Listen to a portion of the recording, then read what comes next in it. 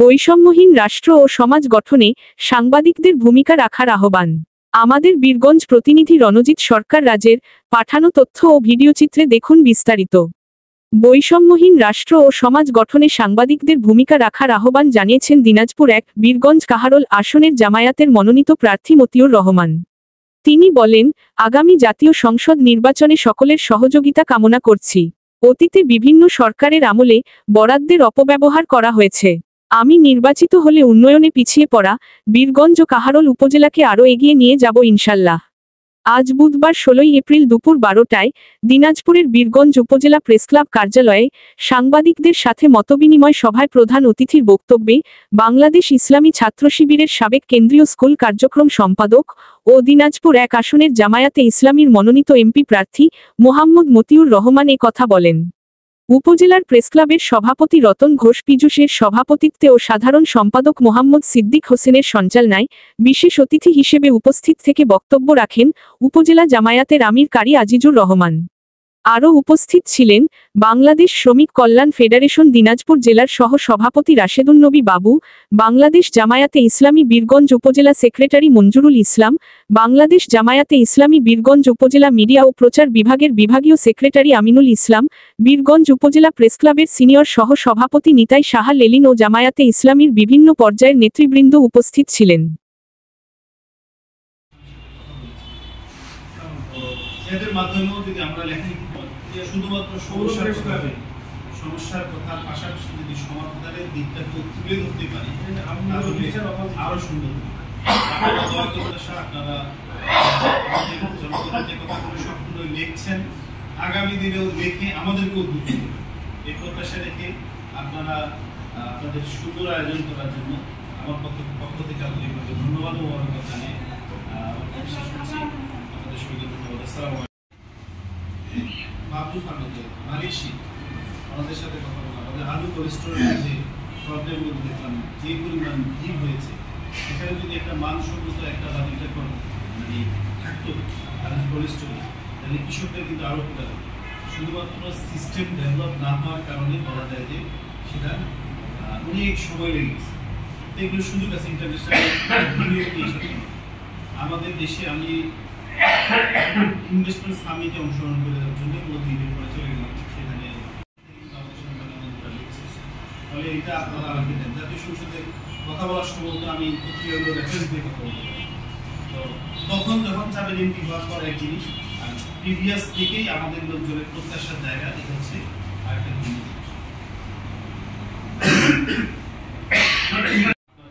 কলমের প্রত্যাশা করবো যেন আমাদের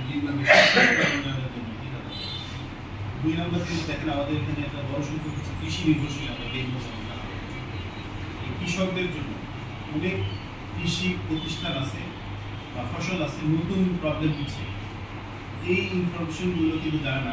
বিভিন্ন ইমেল আপনাদের সাথে এসে জনসচেতনতামূলক প্রোগ্রাম কৃষি অফিসারের পক্ষ থেকে হচ্ছে কিনা, আপনারা কেউ ট্রেনিং পেয়েছেন কিনা, কেউ কিন্তু জানা নেই বিষয়। কিন্তু যদি আমাদের এখানে কৃষক ভাইদের জন্য একটা আমরা ইনস্টিটিউশন, ছোট হোক যদি একটা ইনস্টিটিউশন করতে পারি, তাদের বীজের সমস্যা, তাদের ফসলের সমস্যা, সেখানে আসলেই সমাধানটা পাবে। এরকম যেন আমরা একটা করতে পারি। এছাড়াও এখানে আমাদের বীরগঞ্জে ৩৫,০৫,০০০ মানুষ, এই মানুষের আমাদের একটা জিমনেশিয়াম, একটা জিম কিন্তু দরকার। এগুলো দলীয় বিষয় না, আবার তরুণ প্রজন্ম খেলাধুলা সহ উৎসাহ দীপনা পাওয়ার জন্য আমাদের কিন্তু বীরগঞ্জটা একটা স্টেডিয়াম প্রিফার করে।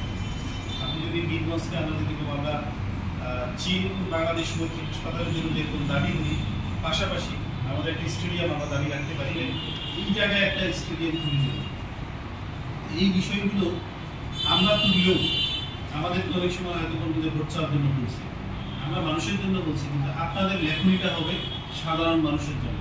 তাহলে আমাদের জন্য এই লেখনীটা সহায়ক হবে যে আমাদের সাংবাদিক বন্ধুরা লিখছে। আমি এই পত্রিকাগুলো নিয়ে প্রধান উপদেষ্টার কার্যালয় অথবা আল্লাহ যদি আমাদেরকে সরকার হিসেবে আমরা চেষ্টা করে দেখি, আমরা যদি কবুল করে দিই জমির জন্য সুন্দর।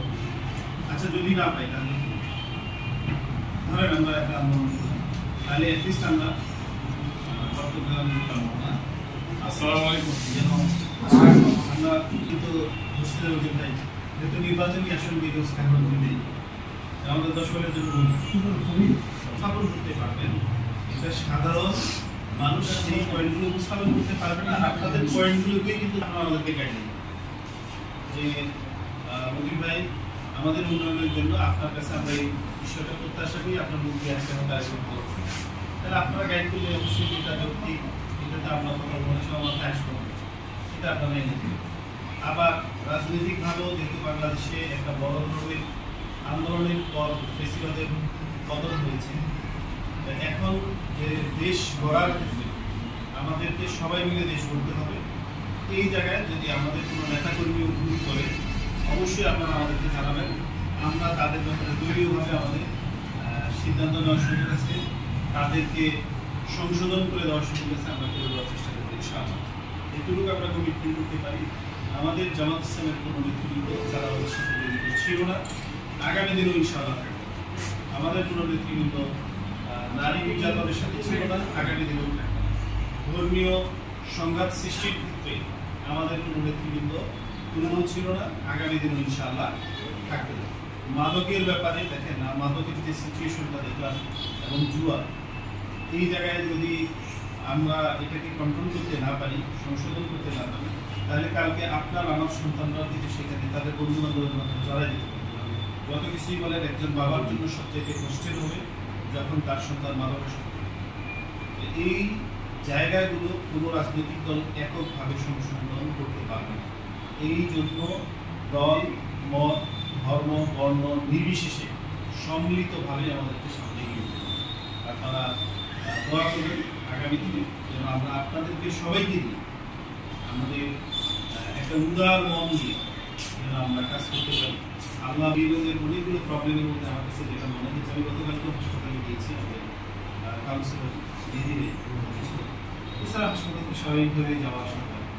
এখানকার যে ইনচার্জ, ওনার সাথে যেমন কথা বললাম, প্রথম দিন দিদি যাওয়ার পর বললেন ভাই কমপ্লেন করবো, হাসাহাসি করবো, তোদের স্টুডেন্ট ছিলাম কেন দেখেন আমার এখান থেকে টোটাল ডাক্তার সংখ্যা হচ্ছে 3, এর মধ্যে একজনের গিয়ে তাকে ছুটি দিয়েছে, বাকি 2 জন আমরা কিভাবে শুনলাম? তাহলে কমপ্লেন থাকলে এই বিষয়টা আপনারা মানবিকভাবে দেখবেন। আসলে কথা তো শুনুন, তো যদি আমরা ডিএমএস হসপিটালটাকে 200 শয্যা বিশিষ্ট হাসপাতাল করতে পারি, তাহলে সবসময় আমরা ডাক্তার পাবো। এখানে কোনো দলীয় বিষয় থাকবে না, আমাদের সব শ্রেণীর মানুষের সেবা।